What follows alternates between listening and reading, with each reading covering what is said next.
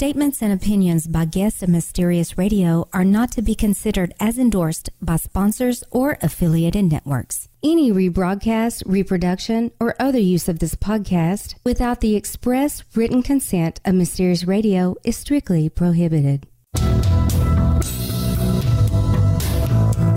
Get ready for a night filled with conspiracies, strange places, the paranormal, UFOs, legends, and myths from around the world. With your hosts, K-Town, on Mysterious Radio. All right, welcome to Mysterious Radio. I am your host, K-Town, and I'm back with another edition for you tonight about the true story of events surrounding a group of college students that wanted to play with an Ouija board and started to really regret it. My special guest tonight is L. Sydney Fisher, and she's going to be discussing her new book called The Devil's Board that takes you through these events that took place at a community college.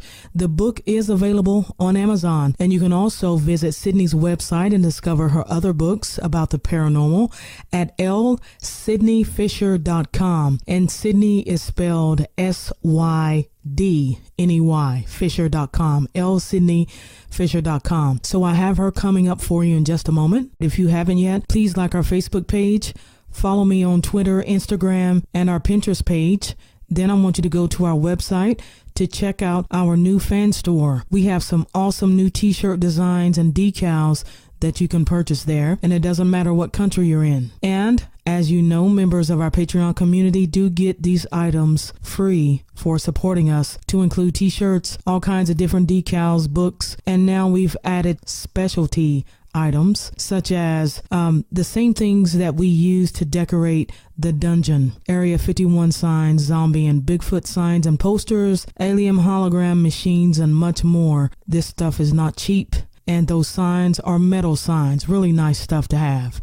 These things we purchase to give back to those that support us on Patreon at the highest level. That's how Patreon works. You give back to those that support you. But let me take that back. Not all podcasts give back to supporters, even if you do support them on Patreon.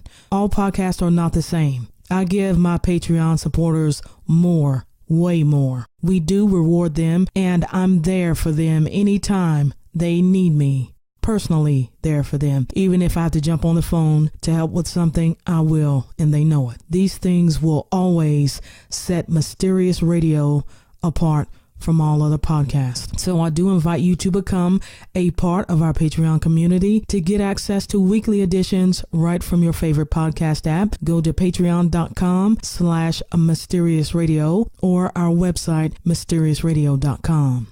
All right, so let's get to it. I have an amazing show just for you.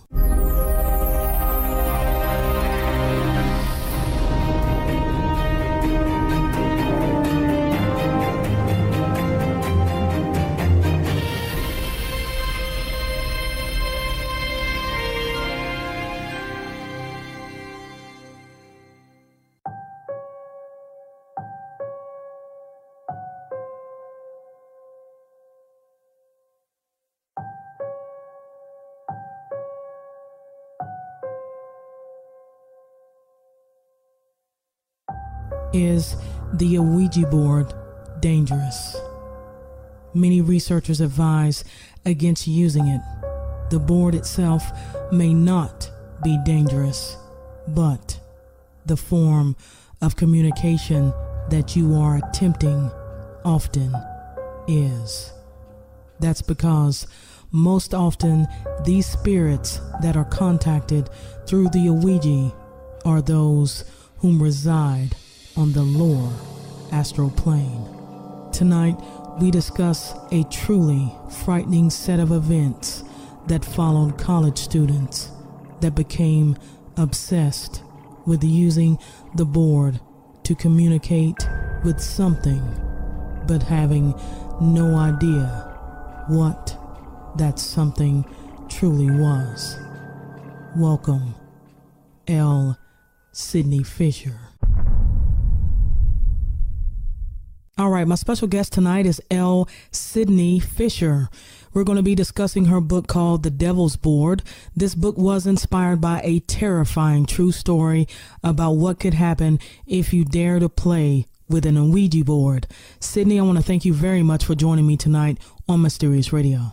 Thank you. Thank you. I'm excited to be here. All right. First of all, you're from Tennessee, which is good to hear.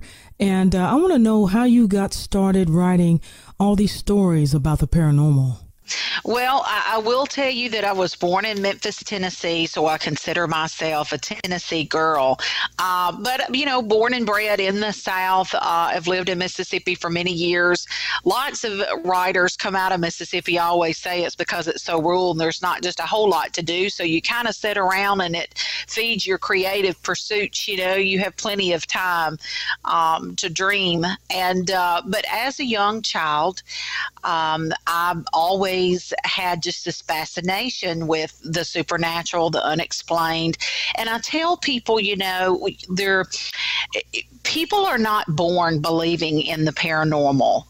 It's usually something that has happened to you during your lifetime that has caused you to be curious about it. But as a young child, my first paranormal experience happened when I was around 8 years old. It was an encounter with a ghost at the Lindenwood Mansion, which is in the book, The Haunting of Natalie Bradford. That was my first debut book. Sorry, I'm a little tongue-tied this morning. That was my first book, and that was my first encounter with the paranormal. And then the love of reading and writing began at an early age, and I would be in the library, and I just would be checking out as many books as I was allowed to take home with me. And the fascination that I had with ghosts and the unexplained and things just kind of over the years spawned into L. Sydney Fisher as the writer, and that's kind of where it all began. And today, all of my stories are many of them based on real life experiences. Always an element of truth in everything that I write. Sometimes I spend 2 years, up to 2 or 3 years, researching certain book projects, such as the Phoenix series that I did. So that's kind of where how it all began.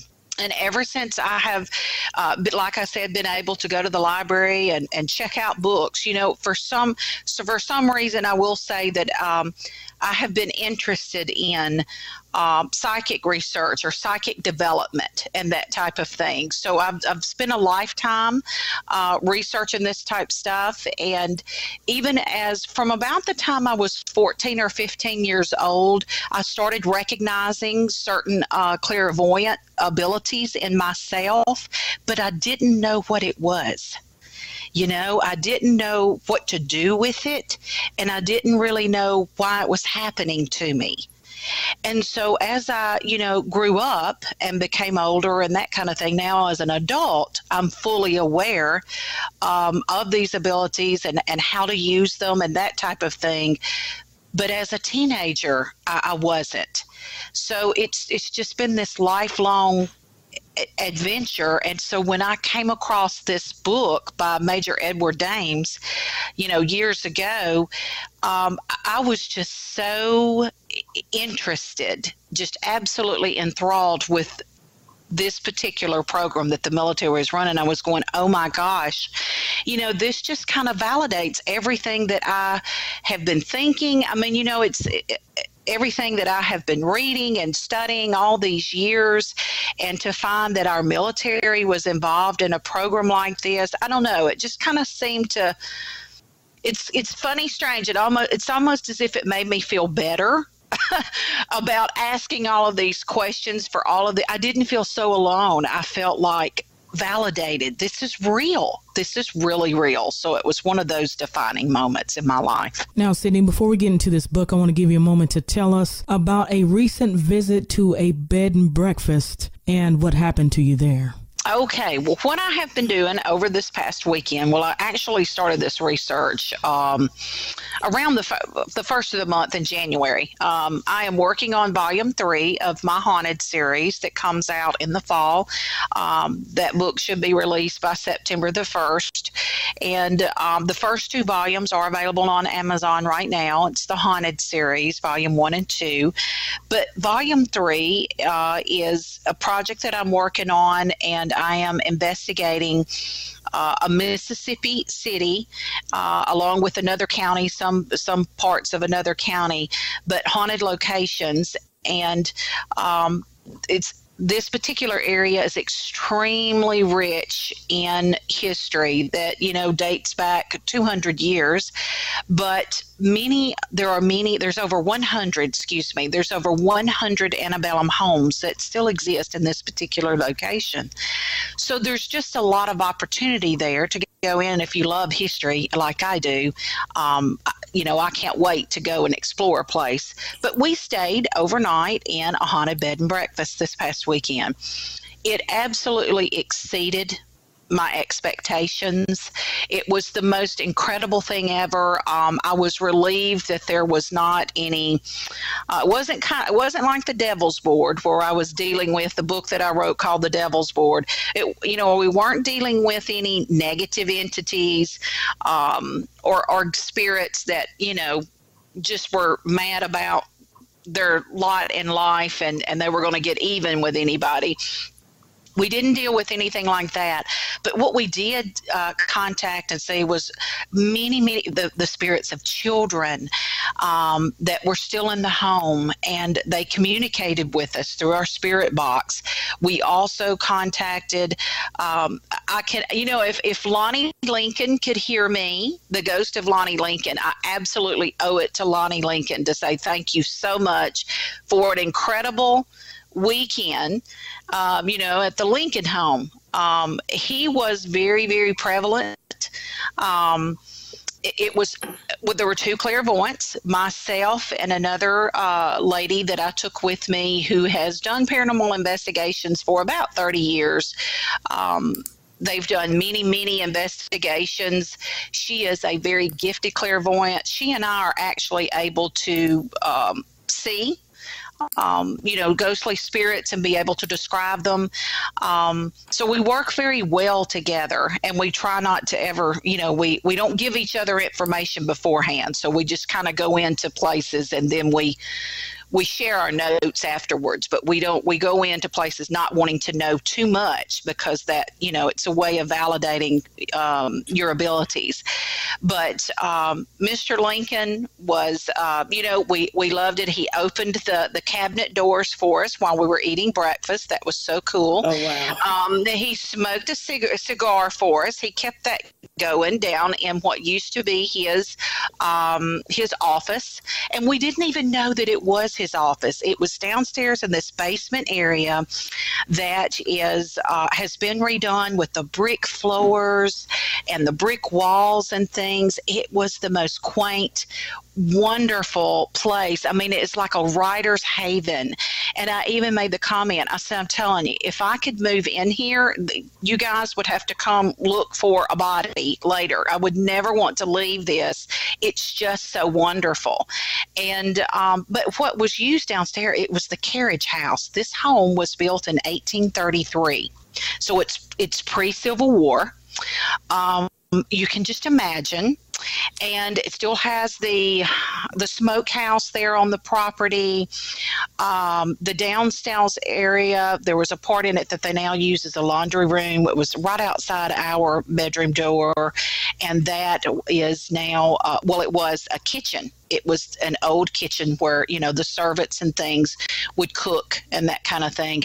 Even the staircase going up the stairs into the main house is the original staircase from 1833, and it has indentions and grooves in the middle of the step where footsteps have placed those indentions in the staircase. It is amazing. And so we constantly were seeing movement, orbs, flashes of light passing, shadows.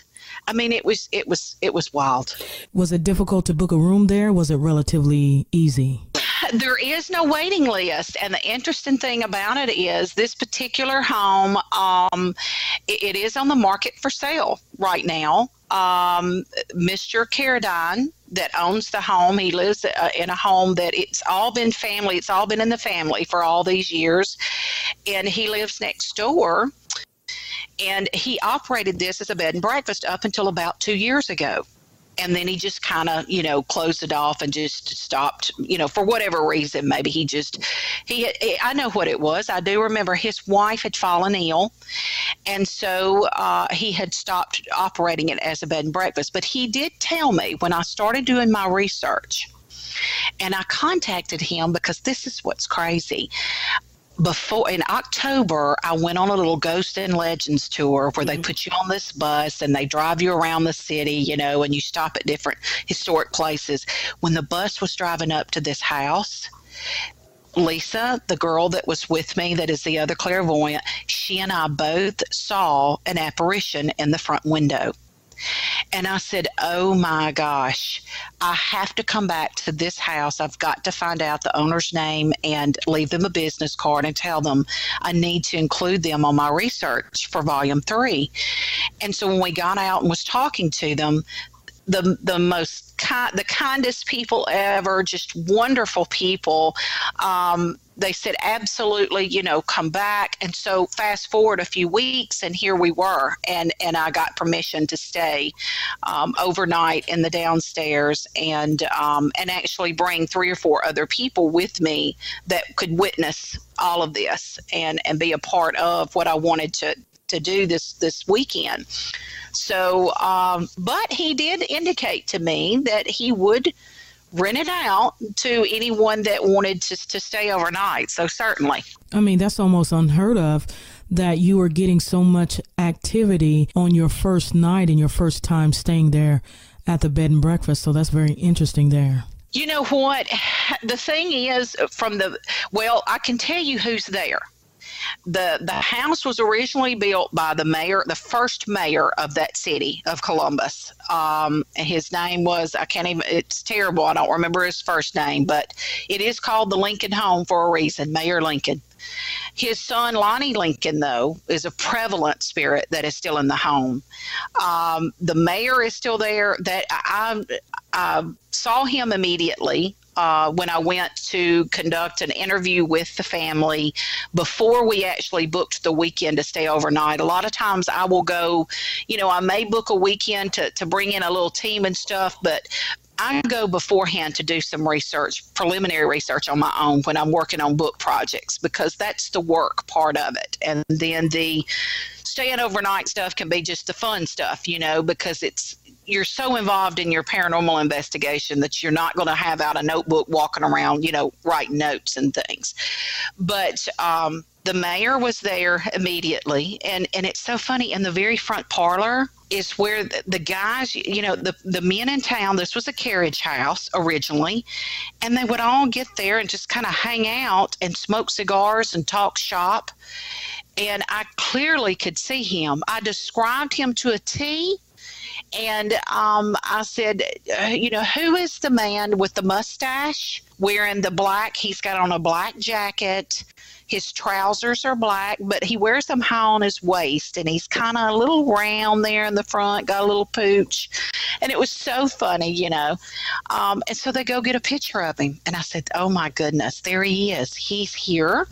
In fact, while I was looking at some pictures and things with one of the other gentlemen there that was helping me out with some historic research, he was standing right beside me, leaned over, looking at the things that we were looking at. And I just thought it was so funny. I thought, he's so curious about who are you and what are you doing here? And, but there's been at least 6 or 7 people who have passed away in the home.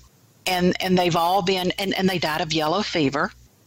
and there's been children who have died there. But you're right. You're asking, how can you go and you get all of this activity? Maybe it was our lucky day, but I'm telling you, from the minute that we went into this place, and I already knew that this would be a great place to do this type of weekend, because I had already visited there and we had already seen. And so I kind of knew, using two clairvoyants, we can pick up on this stuff without equipment. And sometimes it is dull because, nobody will be around. I mean, they just, you can't manipulate ghosts and just say, hey, we're here. But in this particular location, it's a hotbed. It really is a hotbed, and they're nice. They're nice and they're friendly. It was just phenomenal. Well, do you think that since homes are lived in by different families over and over throughout the years, and during that time we were all infusing our own psychic energy into these places, that the majority of homes are more than likely to have some type of paranormal activity, but that level of activity is more prevalent in some places than others? Absolutely. Absolutely. And I think that it depends too on the energy that was there, the people that live there, their feelings at the time that they lived there, their attachments to the place. I mean, the answer to that, again, absolutely. But it does depend on several different factors. And a lot of times, I mean, look, a place like that is this old, from 1833, it may have, but now it was all family. All these years, from 1833 fast forward to now, it has been in one family. It's been members of the same generation, but family name that have lived and died in that one home. And they had a maid by the name of Molly. I have a picture of Molly. I loved Molly. She's a little short African-American lady. Just a precious looking, sweet face. And they took a picture they had her. I mean, she was family. She was considered family. And she was with this family for years. But Molly's presence was prevalent to me in the, it was the covered back porch. It was the sunroom of the Lincoln home. And you could tell that she kind of made that place hers. You could really pick up on her energy. And she had a particular family member that was one of her favorites. She went everywhere with Gladys. Gladys and Molly were the best of friends. And Gladys taught Molly how to sew and how to do lots of different things, mainly the sewing. From what I was told, the sewing was the main thing with these women that lived there. They loved to sew. And even Mr. Carradine has, because it stayed in the family, he has all of the original furniture that's in there. He says in his house for sure is, it's still been there since the very beginning when the family first moved into the home. His home is on the pilgrimage tour that they do in this particular city in April of every year. It's like listed as one of the best pilgrimages in the South, actually. But it's amazing. All right, very good. All right, so let's get into the story about the Devil's Board and this true story that happened. Before we get started, though, Sydney, can you give us some history about the Ouija board itself? Well, the board itself was, and I talk about this in the very beginning parts of the Devil's Board. It was the Ouija board was actually used to contact the world. It was developed for commercial distribution in 1891. It was named by Charles Kennard, he was the founder of the Kennard Novelty Company. And supposedly, while Mr. Kennard was playing the game, a spirit spelled out the word Ouija. It supposedly is an ancient Egyptian word that means good luck, but I will tell you that the Ouija board, or as it's called, as we call it today, this type of spiritualism or attempts to contact the dead has been going on for centuries. Not necessarily, from the point that Charles Kenner developed a game board, and boy, did he make a mint off of it, because it still sells today.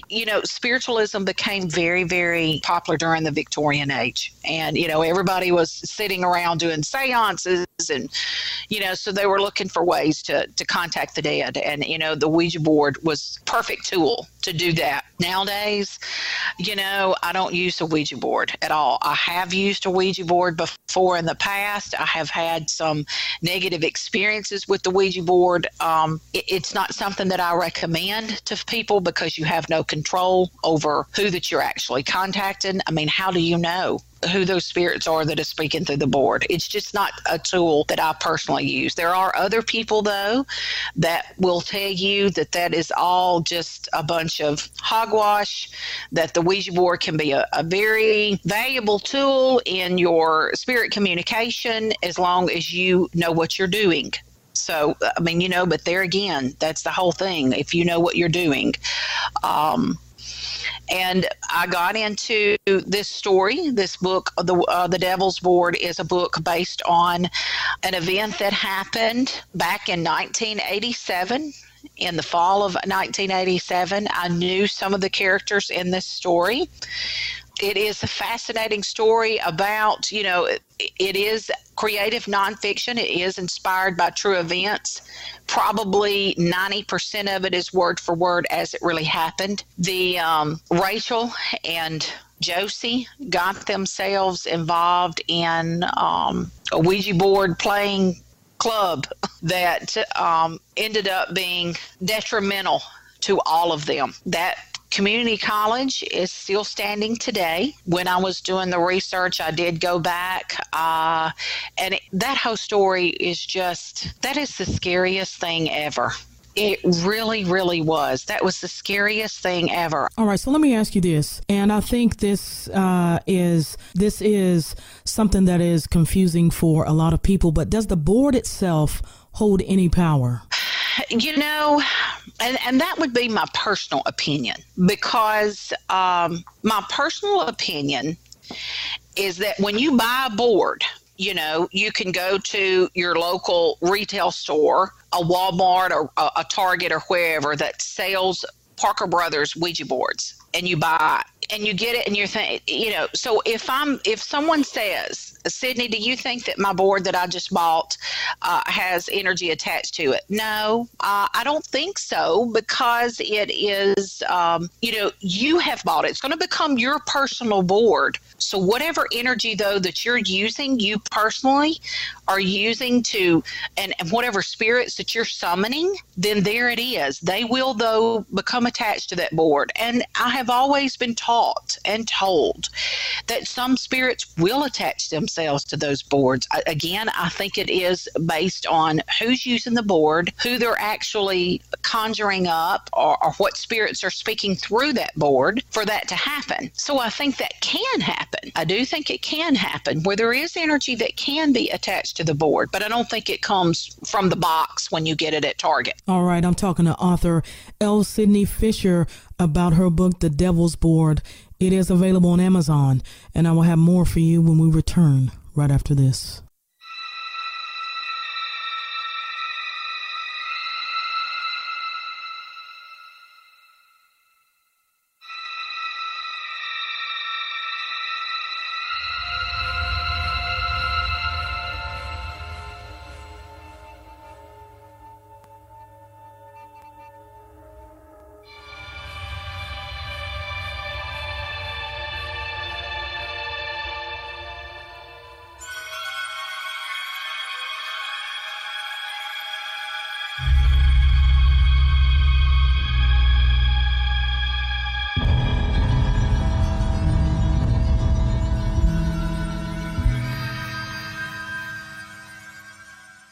All right, we are back, and my special guest is L. Sydney Fisher, and we are discussing her book, The Devil's Board. Now, Sydney, go ahead and tell us, who are the main characters in your book? The main characters are Josie and Rachel, and those two are the main ones that are the main characters. There are, of course, the other characters, there's Spencer, Stephanie, and Nate, that also were involved in this.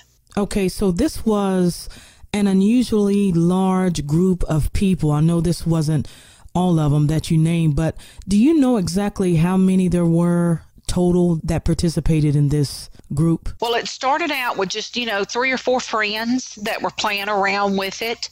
And then it grew. The group grew to 30 or 40 people that were meeting up over at,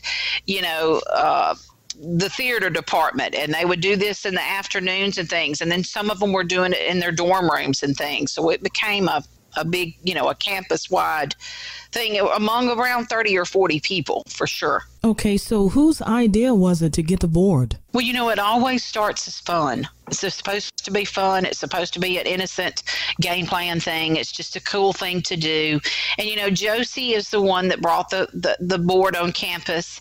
Amber Simmons and Stephanie, the other 2 girls that live there in the dorm with Rachel and Josie, they became, though, so engrossed in the board. And it went from something that was just an occasional fun thing. Of course, Rachel was against it all along. She was spooked by it, to where it got very much out of hand. And that's where the story comes in about what happened there. Okay, so were they reporting unusual experiences right away after using the board, or was that later on? They started to have unusual experiences with the board. They all started to suffer from paranoia. They started having paranormal events happen in their dorm rooms. Some of them felt like that they were being haunted by the entity that was making itself known. They actually contacted one spirit who came through most prevalently through the board. And I changed the name of the spirit in the book, but the spirit came through. His name was Ron Banks in the story. And he claimed to be someone who had lived on campus. At one time, he told these people that he was 21 years old when he died, and that he shot and killed himself because people were mean to him there, and that he had just had this negative experience. And it was really terrible because this particular spirit at first came across as, benign. He made them feel sorry for him, and usually that's the way it always starts. But he made them feel sorry for him. They felt really bad. He had told them that he was a baseball player there during his time on campus as a student. And so they wanted to talk to him. I mean, literally, Amber Simmons, though, became so involved in communicating with this spirit that she began to feel a friendship with a spirit that she had no way of really verifying if he was real or not. But these are the things that the spirit was telling her. And so she would actually even though she was told, you should always play with 2 people, don't play alone, she would hide the board in her room. She would play by herself. Oh, my. She would play by herself, and it became very wicked. The way that her personality started to change. Mm-hmm. She was completely consumed with this board and the spirit communication, and it became an addiction, and she could not get away from it. She would skip class to go sit and talk on this board. She would do this at the end of the hall. But here's where it got really, bad, is because the spirit started to tell her. He became mean at certain points, and he started, trying to control her. By telling her what exactly? Well, tell her, you come back here and you talk to me at this time, or, don't let Stephanie in on the conversation or something. He wanted control. This is the way demons and evil spirits will take control. They find someone vulnerable, and they get that person to do their bidding. They plant ideas into your head, and he was sucking her into that. And she was, and Rachel was trying to tell her the whole time, you really need to throw that damn board away. Don't don't be doing this anymore. But she absolutely would not. And she just continued to play this board, and it started to alienate. It started causing trouble, fights, verbal fights between friends. That's the first part of it, It's something that's wedging its way in a relationship that's causing people to have arguments and things. Nobody was able to really verify who the spirit was, and they were all trying to tell them this. Nate had an episode over at the theater performing arts building at one point, and literally they thought he was choking to death. I mean, he passed out on the floor. It was not good. It just was not good. Well, I'll tell you what, it sounds like textbook examples of what a demonic entity would do in order to separate one person with the eventual goal of possession. I don't know what you think about that, but that's what it sounds like to me. She didn't care. I mean, she absolutely did not care. And she was a vulnerable type person. But, Spencer went through the same thing. Spencer was, he was an atheist. He made jokes about the entire thing. He was the guy, I'll never forget these people because I can see their faces. I knew some of these people that are in the book, the characters. And Spencer was a good guy. He just didn't believe in this stuff. He was, that was his way of thinking and things. But he unfortunately, Spencer became a believer because he found himself being attacked, and it was very unfortunate. He actually ended up leaving campus and not coming back.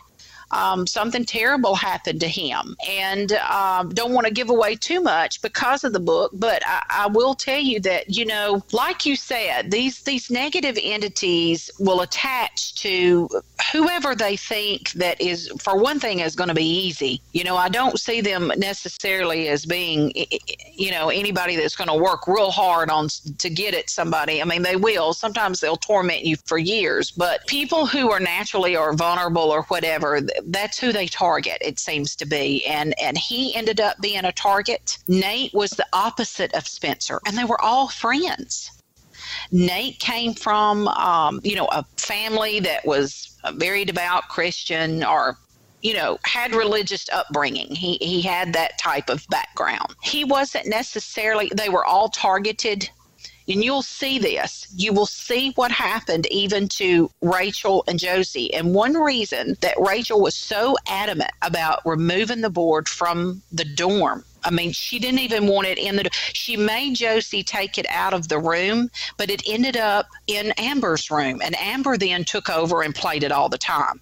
First, she started out with she and Stephanie, and then she just did this on her own. She didn't even need anybody else there. She would light her little candle, sit down on the floor Indian style with her legs crossed, put the board on top of her legs, and, there would not be that very much light in the room. But she would just talk and talk and talk, and to this Ryan Banks. But you will see in the story where Rachel and Josie's room, there is all types of paranormal activity that starts to happen. And Rachel felt like she knew that this would happen because, you're conjuring up a spirit, and it could stay. It could get attached to you. But I will tell you, there's more to that story, actually, that even, during the research, it was fascinating, some other things that I found out after the fact. Okay, so did anybody try to alert college officials about what was going on with this group of students that were playing with this Ouija board and, experiencing all this paranormal activity on campus? They did. And you'll see this in the book at one point in real life, in the real story.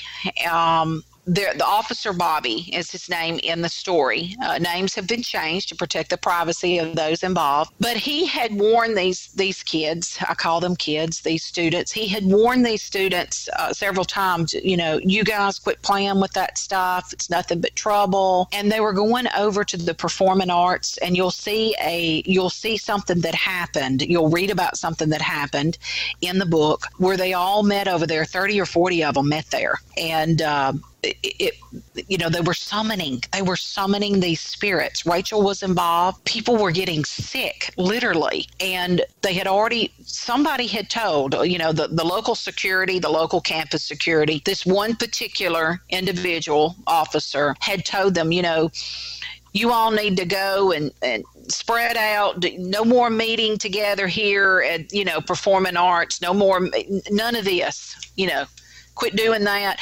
And it got to a point to where actually this part is not included in the book, but I will tell you this, over the course of the months that they were all involved in this, occasionally someone would go that was kind of friends with Officer Bobby. And I do know that Josie was friends with him. He was just a great guy. He was just an officer that was friends with all the students and stuff. So they would talk, and tell things and stuff. And he was constantly discouraging these students from participating in this. He was very firm in what he told them to not be involved in it. Now, as far as it reaching administration, other areas, that I'm not ever aware that ever happened until the final thing, and I can't tell you because it would be a spoiler in the book, until the final scene in the book, of course. Then it became very well known all over campus and in administration that this had been going on all along, and that Amber Simmons had this in her room in this particular dorm, and here you are. This is the climax of months of fooling with this stuff. Well, even today, we have the ability to research things and find out how dangerous is it to use a Ouija board. It still doesn't deter some people, so I don't get it. Can you tell us something about this case that was frightening and shocking to you? What was really disturbing to me, is that while I was doing research on this, I had no idea. I was talking to an individual on Facebook Messenger, who had was asking me some questions about my books and the things that I do and that kind of thing. And I told them I was messaging back and telling them that I was involved in the research on this that had happened in a community college campus. And he identified the community college that he attended, and he said, I wonder if it's the same one. I said, well, I can't tell you exactly.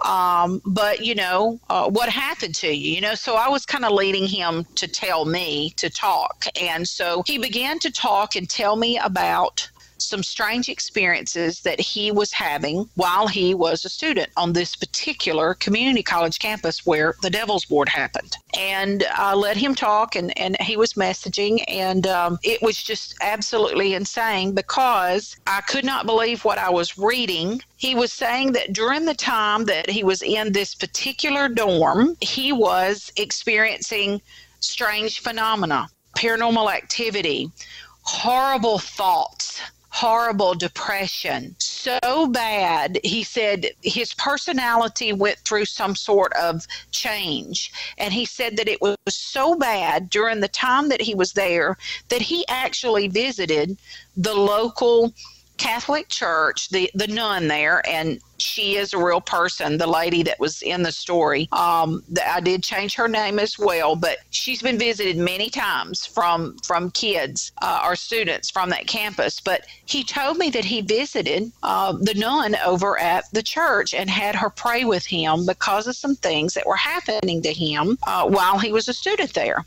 So he continued to talk, and I absolutely just could not believe what I was reading. And I never told him anything about which dorm it was, which college campus, nothing at all. So finally, as we were talking and I was messaging, he messaged me and he said it was in blank dormitory, and it was up the stairs and to the left, the last door on the left, or the door right before the last door on the left, and that particular room is where I stayed.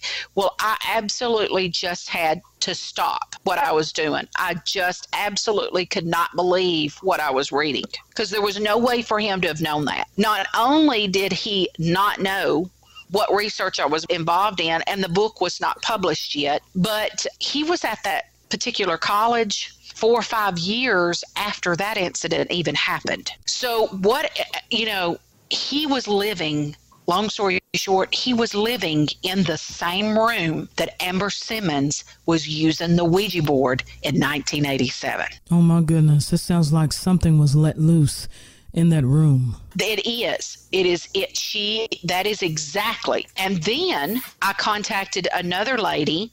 This was a male that told me this. Another lady contacted me and was talking to me and told me, and now the male that contacted me and the other lady, they don't know each other. They do not know each other at all, and they were on campus at different times. She told me a very similar story. And she told me that she had visited the nun and asked for prayers, and that she actually ended up taking, that was a group of 5 people, she said. And we were under some sort of spiritual attack, and we ended up, all 5 of us, going and asking for help. And I just couldn't believe, it validated, it was confirmation that every single thing that was what Amber Simmons was doing and what she was conjuring up, there it is, and it's still there. Now, even to this day, there are people who have told me now that the book has been published and it's out. There are people who have told me that even in different locations on the campus, that there is spiritual happenings there, that there are other types of things. And they feel like it is because of them playing the Ouija board. This has gone on at this campus. They even still do it to this day. And I don't know what it is, but they love to play the Ouija board there, but it can be dangerous. Knowing what you know now about the Ouija board, through your research, what would you tell people that are thinking about using it? I can't say that I would tell them that I would encourage them to use it, but I would encourage them if they just absolutely think that they have to play. I would encourage them to always have someone with them when they play the Ouija board, and that if they feel at all that whatever it is that they have contacted is not, that they're not in control of the board. The main thing is that particular person that has their fingers on that planchette, you must be in control of that board. If you ever start to feel like that something else is taking over, say goodbye and be done with it and put it away for a while, because that's the way they get themselves in and they take advantage of you. That's the main thing. All right, that's some excellent advice. Sydney, why don't you take a moment now to tell my listeners where they can find more information about you and your books? Thank you. I have enjoyed so much speaking with you all. If you want to find out more about the stories that I write, you can visit my website at lsydneyfisher.com, or you can find me on Amazon under L. Sydney Fisher, where you'll find a listing of all of those books that I've written inspired by true stories. Sydney, many blessings to you, my fellow Tennessean, and I appreciate your time. Thank you so much. It's been a pleasure. All right, that's all the time we have for tonight. I want to thank L. Sydney Fisher for taking the time to join us. Get Sydney's book, The Devil's Board, by going to Amazon.com. Remember, you can enjoy brand new weekly editions and access everything by going to MysteriousRadio.com and signing up to become a Patreon. I want to thank my producer tonight, Kim, and the Mysterious Radio team. I am your host, K-Town. Have a great night, and I will see you next time on Mysterious Radio.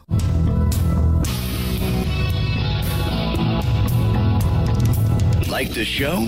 Get more Mysterious Radio on our website. And don't forget to visit our Twitter and Facebook page.